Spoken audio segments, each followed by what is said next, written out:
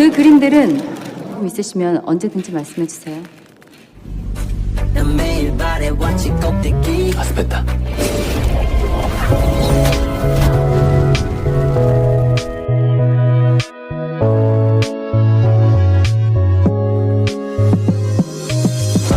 Series Island diadaptasi dari manga original karya Yong In-wan selaku penulis dan Hyang Kyung sebagai ilustrator pada tahun 1997. Manga original ini kemudian dipublikasikan menjadi serial webtoon yang populer sejak 2016. Kemudian kini dijadikan sebuah series yang disutradarai oleh Bae Jong yang dibintangi oleh Kim Nam Gil, yang jika kalian masih ingat, dahulu ia pernah berperan sebagai bidam di drakor The Great Queen Seondok sekitar tahun 2005 kalau tidak salah, dan kini ia berperan sebagai Pan yang berulang kali melawan iblis jahat selama ribuan tahun lamanya.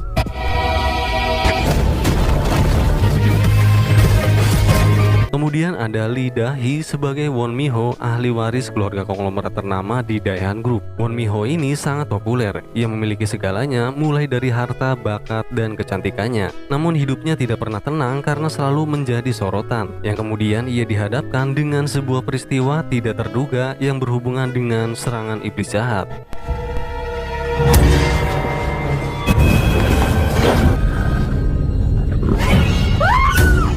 Selanjutnya ada seorang pendeta eksentrik, yaitu kembaran saya, yang diperankan oleh Cha Eun-woo. Ia merupakan pengusir iblis ternama di dunia. Ia sempat diadopsi di luar negeri menjadi Servant of God dan dikenal sebagai pengusir iblis termuda.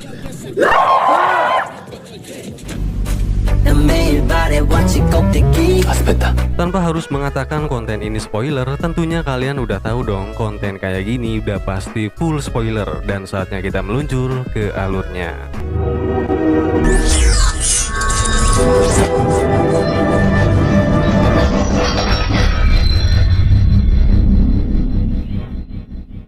Diawali dari sebuah prolog yang dahulu kala di sebuah pulau, seluruh makhluk hidup dengan damai. Namun kedamaian itu tidak bertahan lama ketika para dewa dan makhluk hidup bertikai, yang dimana hasil pertikaian tersebut menimbulkan sebuah kekacauan besar, yaitu terbukanya gerbang dari neraka. Kemudian muncul seorang pendatang dari luar pulau. Untuk meredakan kekacauan tersebut, kemudian darah dari 46 anak dewa disegel ke sebuah patung untuk menutup pintu gerbangnya. Patung tersebut dikenal sebagai Dol Haredang. Dol Harebang. Beralih di masa sekarang, dua pasangan pengantin yang akan melakukan foto prewednya, keduanya mendapati dua patung Dol Harebang. Seusai salah satu pengantin menyentuh patung tersebut, tanpa mereka ketahui si patung rupanya bereaksi. Kemudian diperlihatkan seseorang misterius dengan tangan yang berdarah-darah, yang sepertinya ia nampak mengawasi. Kemudian patung tersebut tiba-tiba hancur, yang setelahnya kedua pengantin ini dirasuki dua kekuatan gelap yang muncul dari sebuah black hole di bawah patung tersebut. Seusainya terlihat ia memuntahkan binatang aneh seperti seekor lintah. Si kang foto yang sedari tadi sibuk mempersiapkan alatnya hingga ia tidak menyadari kedua pengantin tersebut tiba-tiba menghilang. 신부님, 뭐야 이거? 아유. Rupanya kedua pengantin tersebut berada di belakangnya, namun dengan penampilan yang mengerikan, yang kemudian si fotografer dibunuhnya. Sedangkan si pengantin wanita yang kini memiliki wujud yang sama, ia pergi entah kemana. Sang pengantin pria yang kini telah menjadi sosok dedemit, dengan mudahnya ia terbunuh oleh seorang pria dengan kekuatan yang tidak dimiliki manusia pada umumnya.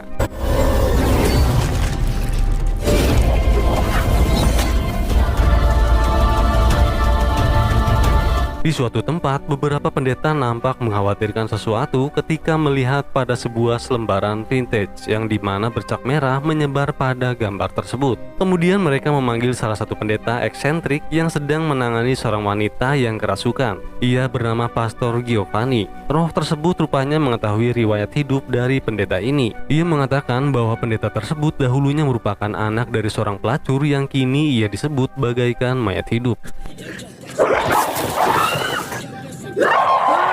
Abbiamo un grosso problema.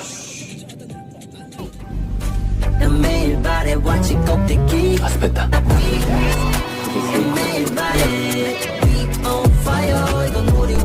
Setelahnya ia menemui sang pendeta senior dan kemudian ia dijelaskan arti dari gambar tersebut. Yang dahulu kala wanita yang tertusuk belati oleh pria berjubah hitam ini, ia sebagai penyelamat untuk keseimbangan dan perlindungan dari kekuatan jahat yang akan menguasai dunia. Namun ia tidak bisa menjalankan misinya dan terbunuh oleh pria tersebut. Yang sampai sekarang pria itu masih hidup di sebuah pulau. Bercak merah yang menyebar ini rupanya pertanda buruk bahwa dunia kembali terancam oleh kawanan makhluk jahat. Yang sepertinya hal ini dahulu sering terjadi karena terlihat ada beberapa bercak merah pada lembaran vintage lainnya. Untuk menghentikan serangan makhluk tersebut, sang pendeta senior dahulu kala telah menemukan seorang wanita sebagai juru penyelamat baru yang hingga kini masih dalam pengawasannya. Ia meminta Giovanni untuk menemukannya dan membantunya menyelamatkan dunia. Destino la condurrà nuovamente su quell'isola.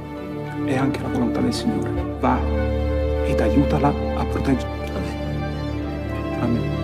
Di lain tempat, seorang wanita bernama Won Miho sedang melakukan jumpa pers mengenai sebuah lukisan mahal yang akan dipajang di salah satu hotel domestik milik Daehan Group. Lalu ada seorang wartawan yang menanyakan terkait aliran dana dari hotel tersebut yang digadang-gadang grup Daehan melakukan penggelapan dana. Dengan kecerdasan yang ia miliki, hal tersebut berhasil ditepis oleh Miho dengan alasan pajangan lukisan mahal di setiap kamar hotel merupakan servis terbaik untuk para pelanggan yang menjadi tujuan utama hotel Daehan Group. 진명일보 최진구 기자님이 시주시면 언제든지 말씀해 주세요. Singkat cerita, ketika makan malam bersama asisten dan pamannya, ia kedatangan seorang wanita. Keduanya pun nampak menunduk, terkecuali Miho. Ia merasa jasanya dalam menghadapi para wartawan adalah sebuah loyalitas terbaik untuk Daehan Group. Karena kini perusahaan tersebut sedang mengalami pertumbuhan negatif yang membuat publik menduga adanya penggelapan dana. Oleh karena itu, Miho tidak tinggal diam.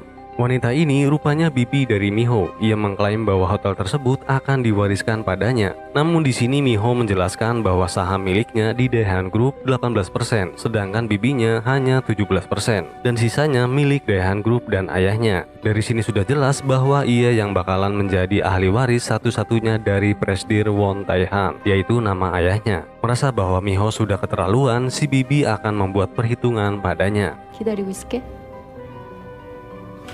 멀리 안 나가요. Dalam perjalanan pulang, tiba-tiba ada sebuah mobil yang berhenti mendadak yang kemudian membuat mobil yang dinaiki Miho menabraknya. Kedua pria si pemilik mobil yang ditabrak pada awalnya mereka ingin meminta pertanggungjawaban. Namun karena hal ini terjadi karena kesalahan kedua belah pihak, pria tersebut ingin asisten Miho meminta maaf. Akan tetapi karena terkesan merendahkan, tiba-tiba Miho membanting pria bertubuh besar ini. Setelahnya ada sebuah kejanggalan yang dimana salah satu pria tersebut rupanya merekam aksi kekerasan yang dilakukan Miho. Lalu mereka pun dengan segera bergegas pergi dan keesokannya rekaman tersebut viral di seluruh media sosial. Tentunya ini membuat nama besar perusahaan Daehan Group tercoreng dan mengakibatkan kerugian beberapa saham karena terkena boikot. Alhasil dengan rencana yang telah disiapkan pamannya, selaku penasehat perusahaan, Miho harus mengundurkan diri dan pergi ke suatu tempat. 제가 만회할게요. 그럼 되잖아요. 무슨 소리? 그러면 되잖아요. 결과만 보는 세상이라면서. Kemudian ia menghubungi salah satu sekretaris lainnya untuk menyelidiki dua orang pria yang menyebabkan insiden yang membuatnya keluar dari Daehan Group. 나 물먹인 그 두 놈 조사 좀 해주세요. 아저씨입니다.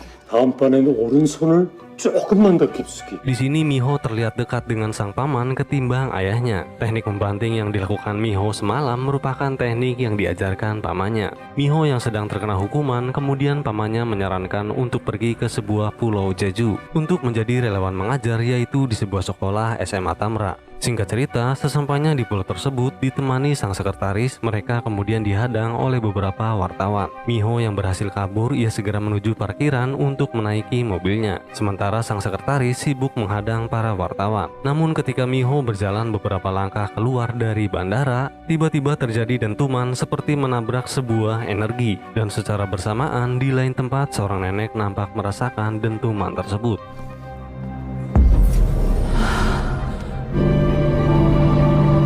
Namun nampaknya Miho tidak mengerti akan kejadian tersebut. Ketika ia menuju parkiran, ia mendapati seseorang dengan rupa yang menakutkan. Yang rupanya ia sosok pengantin di awal scene yang sedang memakan jantung manusia yang kemudian ia mengejarnya.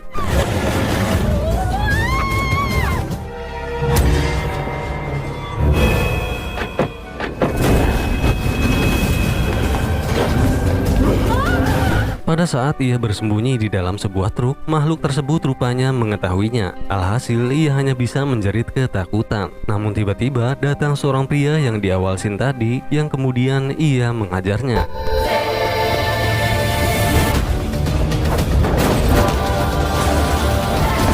Pria tersebut yang melihat Miho sepertinya ia nampak mengenalnya. Kemungkinan Miho ini adalah sosok yang dikenalnya dahulu. Kemudian ia melanjutkan pertarungan dan dalam sekejap makhluk tersebut tewas dicincang. Yang setelahnya dentuman energi pun kembali terjadi hingga membuatnya tidak sadarkan diri.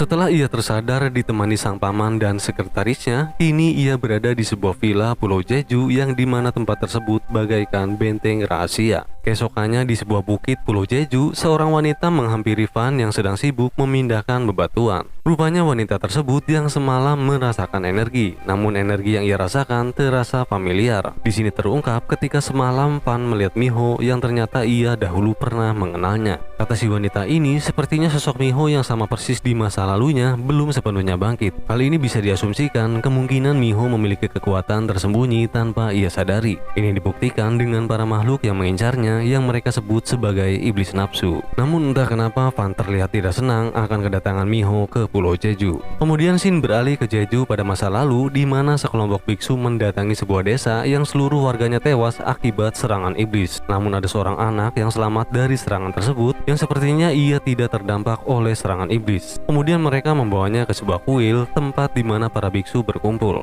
Sang tetua biksu Jongnyeong rupanya memiliki rencana untuk menjadikan anak-anak sebagai pembantai iblis dengan melakukan sebuah ritual pada bulan merah. Namun rencana tersebut terdengar oleh Baekju yang rupanya wanita ini sudah hidup sejak di zaman kuno. Lalu ia melarangnya untuk melanjutkan rencananya karena pada akhirnya hanya akan menewaskan anak-anak yang tak bersalah. Lalu Jongnyeong mengatakan sebuah fakta yang kini satu desa telah terbantai habis oleh seekor iblis nafsu. Sementara perisai pelindung tak akan bertahan lama lagi. Maka dari itu tidak ada pilihan lain, ia akan tetap melanjutkan rencananya. 정령 대의를 위하여 이것이 제 소명입니다.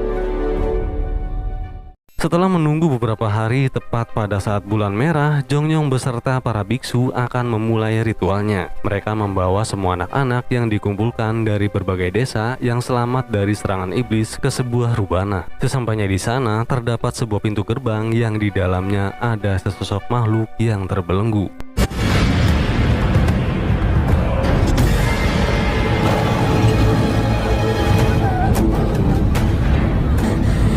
Rupanya makhluk tersebut adalah roh jahat yang sudah ada di dunia sejak zaman dahulu kala, yaitu si iblis nafsu yang mengambil nafsu kotor dari manusia dan pikiran jahat sebagai makanan mereka, yang kemudian mereka memusnahkan seluruh makhluk hidup untuk menguasai dunia. Jongnyeong mengatakan Tamra merupakan tempat suci untuk menyegel makhluk ini. Nama Tamra ini sepertinya berkaitan dengan sebuah sekolah. Jika kembali ke scene sebelumnya, sang paman dan Miho sempat membicarakan sebuah sekolah SMA Tamra, yang dimana Miho akan menjadi relawan pengajar di sekolah tersebut. Dan yang jadi pertanyaan, apakah makhluk ini masih tersegel di sebuah tempat bernama Tamra ini yang nantinya dijadikan sebuah sekolahan? Entahlah, mending lanjut ke benang merah dengan mengambil sebuah belati yang dimana belati ini sama persis yang digunakan Sivan untuk membantai iblis. Ia menebaskannya pada makhluk tersebut untuk mengambil darahnya yang merah menyala bagaikan lahar panas, yang kemudian ia memasukkannya ke dalam tubuh si anak dengan belati yang membedah bagian tubuhnya.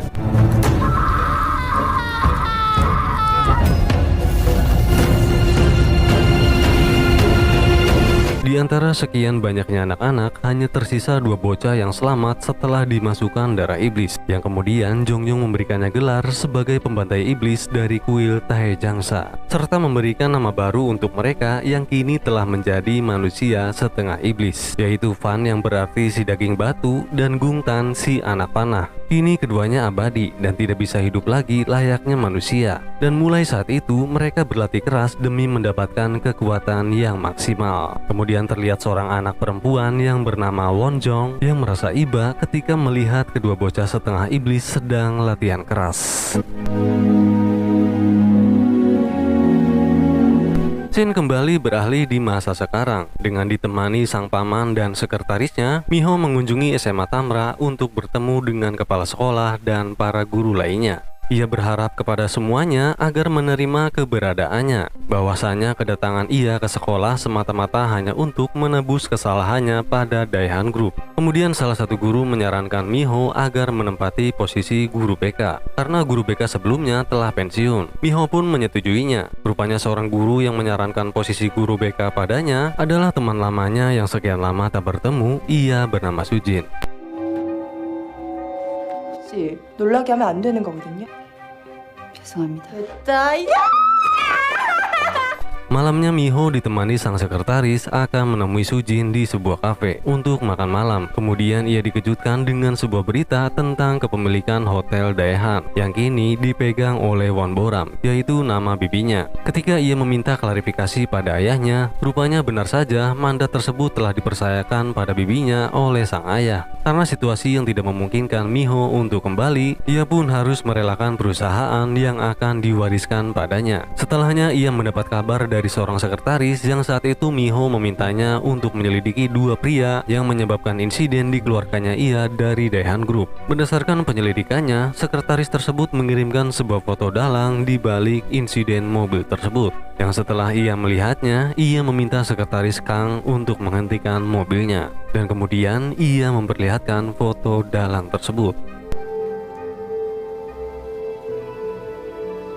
Benar saja, ternyata dalang di balik insiden mobil tersebut adalah bibinya. Dan kini diketahui sekretaris Kang mengkhianatinya karena terlihat ia yang menyuruh kedua pria tersebut. Namun ia membantah bahwa dirinya tak pernah berkhianat, bahwa selama ini sebenarnya ia merupakan ajudan dari bibinya. Kemudian ia mengatakan ini semua hanyalah awal, sedangkan Miho dengan dunianya yang begitu mudah untuk melakukan apapun yang ia mau, hanya bagaikan dunia yang seukuran telapak tangannya. Miho seperti hidup di dalam sumur yang tidak tahu dunia luar yang jauh lebih kejam dari perkiraannya. Namun Miho nampaknya tidak mengerti maksud dari sekretarisnya, yang kemudian ia melampiaskan amarah dengan membantingnya. 손을 더 깊숙이. Setelahnya, Miho memilih untuk memisahkan diri. Ia pun memberikan mobil padanya sebagai ganti rugi perlakuannya dan memilih untuk berjalan. Seusainya, ia menghubungi sang paman untuk mengirimkannya sebuah mobil. Namun karena terkendala sinyal, alhasil membuat sambungan telepon terputus. Sementara itu, tiba-tiba kepulan asap hitam menghampiri sekretaris Kang dan seketika itu mengubahnya menjadi sosok makhluk yang mengerikan.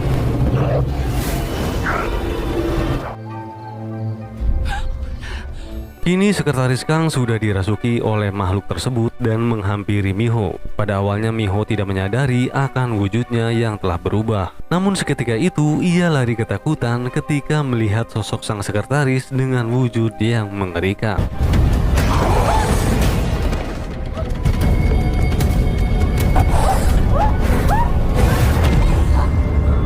Ketika ia hampir dimangsa makhluk tersebut, tiba-tiba datang seseorang menyelamatkannya. Yang rupanya ia adalah Fan, sang pembantai iblis.